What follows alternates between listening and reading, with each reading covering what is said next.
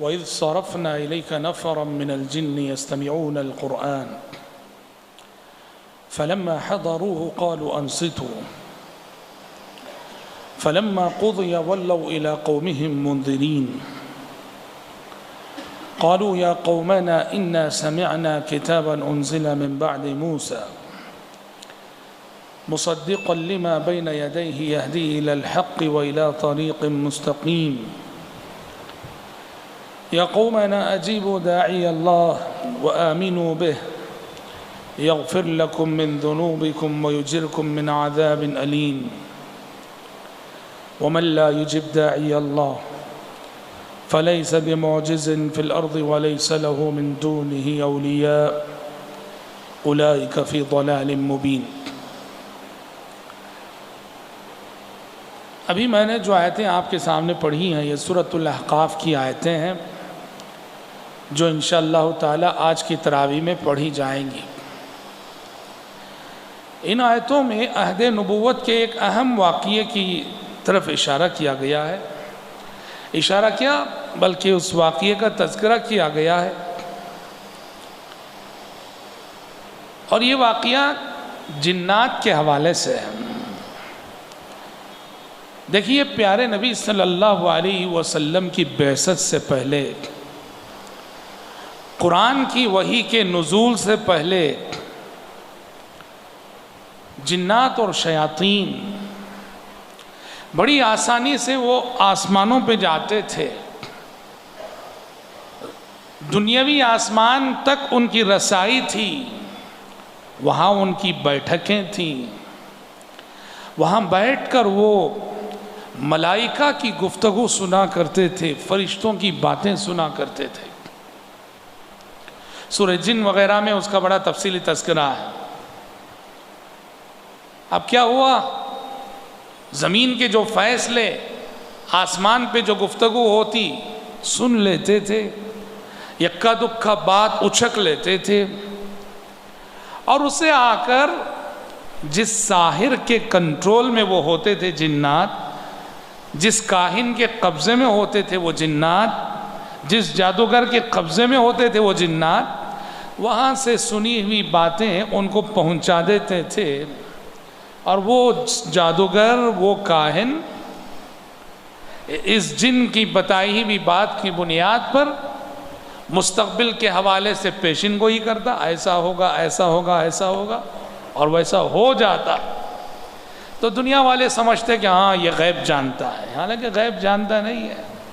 وہ جو جنات کو کنٹرول میں رکھا ہوا ہے، اپنے قابو میں کر کے رکھا ہے، اور جنات جو سن کے آئے تو وہاں سے اسے معلوم ہو گیا اس ایک سچ کے ساتھ 99 جھوٹ ملا کے بولتا ہے.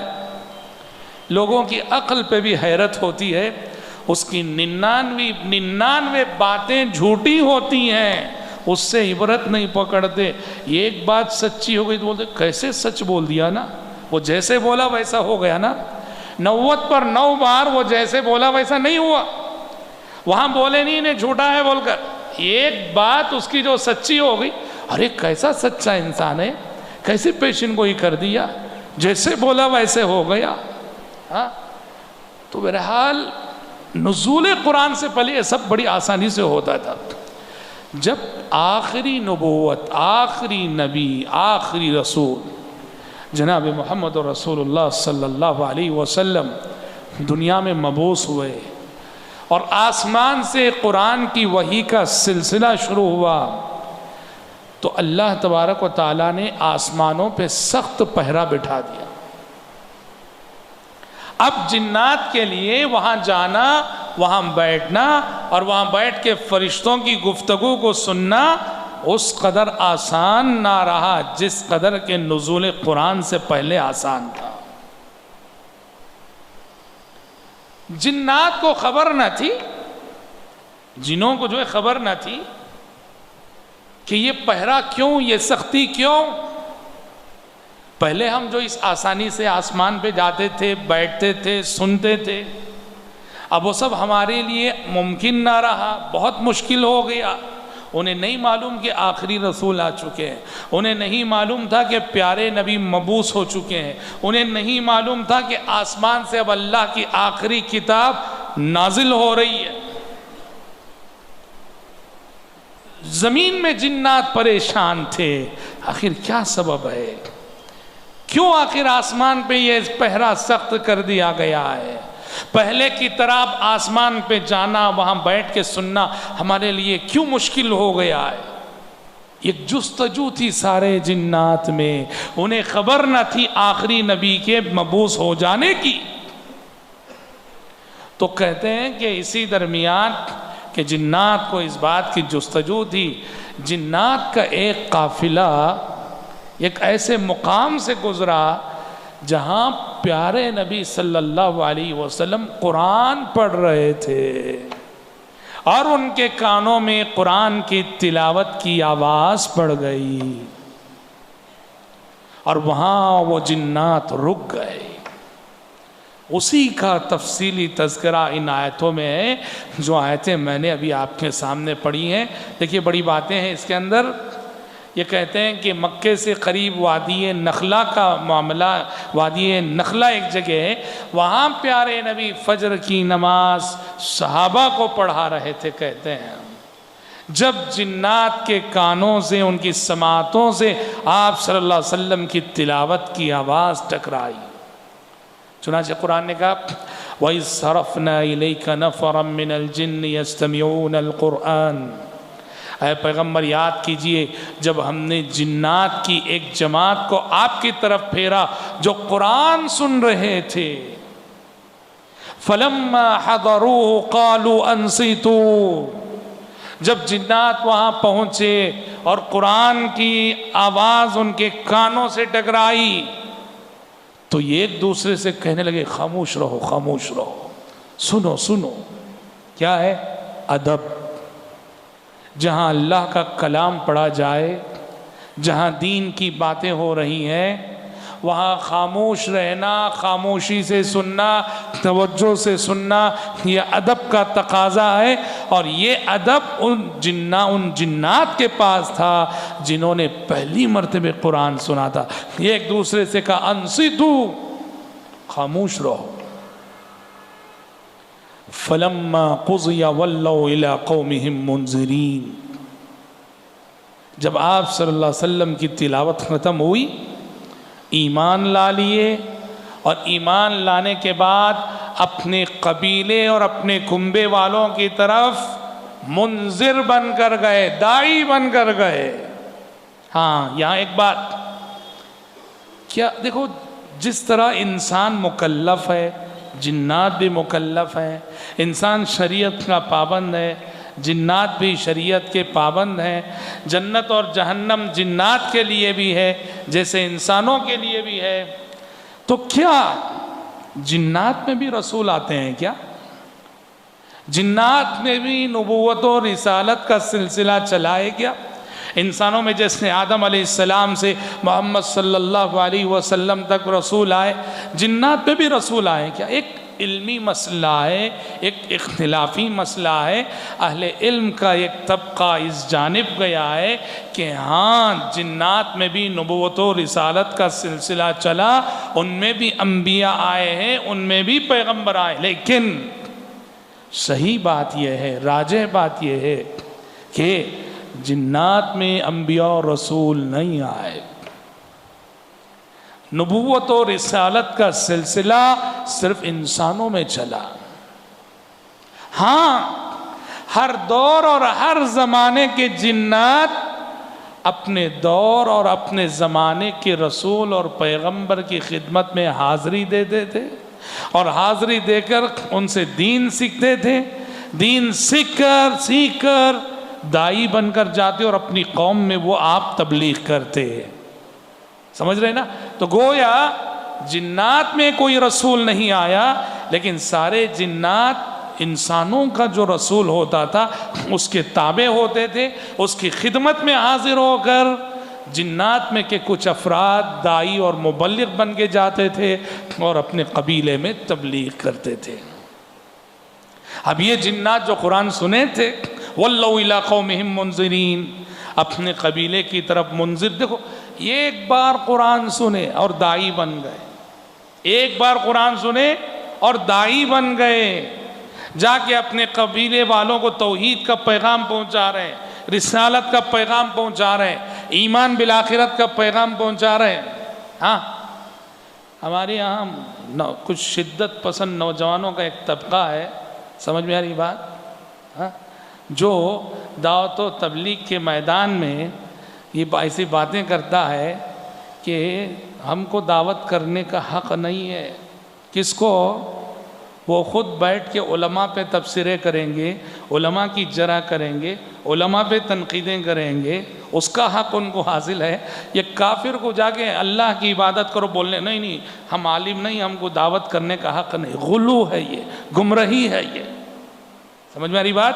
اور ایسے نوجوان یہ انٹرنیٹ کے شاگرد ہیں، یہ انٹرنیٹ پہ بیٹھ کے کچھ علماء کے فتوے پڑھ لیے، الٹا سمجھا، غلط سمجھا، اور غلط سمجھ کر جو ہے مقامی علماء جو بھی ہوتے ہیں بس ان پہ تنقیدیں کرنا، تبصرے کرنا، اور یہ بولنا کہ نہیں دعوت و تبلیغ کے واسطے بہت علم چاہیے۔ سچ ہے، علم چاہیے، حلال حرام جائز ناجائز یہ فتویٰ دینے کے واسطے بہت علم چاہیے اور گہرا علم چاہیے، لیکن ایک اللہ کی عبادت کرو، شرک نہ کرو، رسولوں پہ ایمان لاؤ، آخرت پہ ایمان لاؤ۔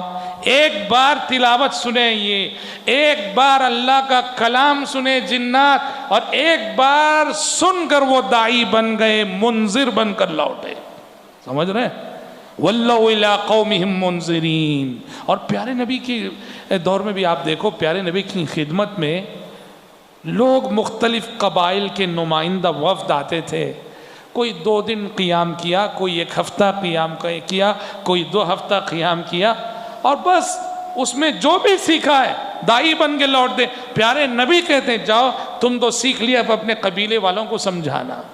سمجھ رہے؟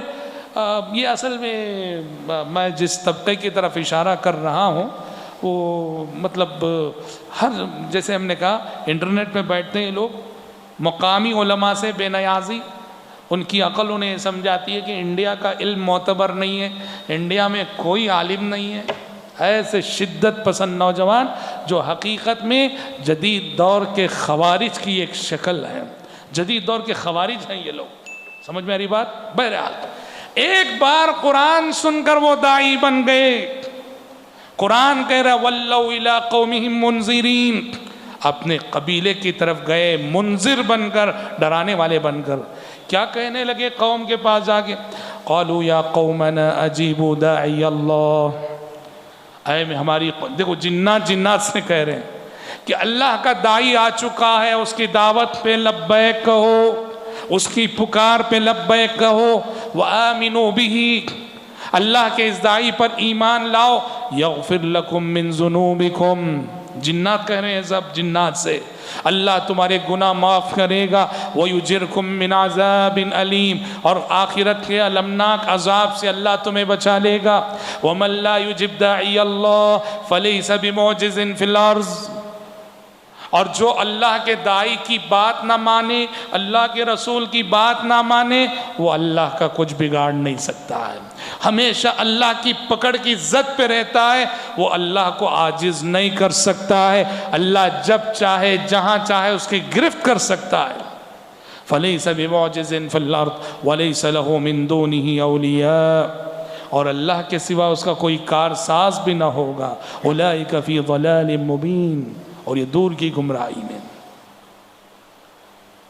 پیارے نبی صلی اللہ علیہ وسلم کے زمانے میں آپ دیکھتے ہیں، حدیثیں اگر آپ پڑھیں گے، پیارے نبی صلی اللہ علیہ وسلم کے زمانے میں جنات کے وفد آپ کی خدمت میں حاضر ہوئے، آپ کو ساتھ لے گئے، اپنا علاقہ دکھایا، آپ صلی اللہ علیہ وسلم سے انہوں نے قرآن سنا۔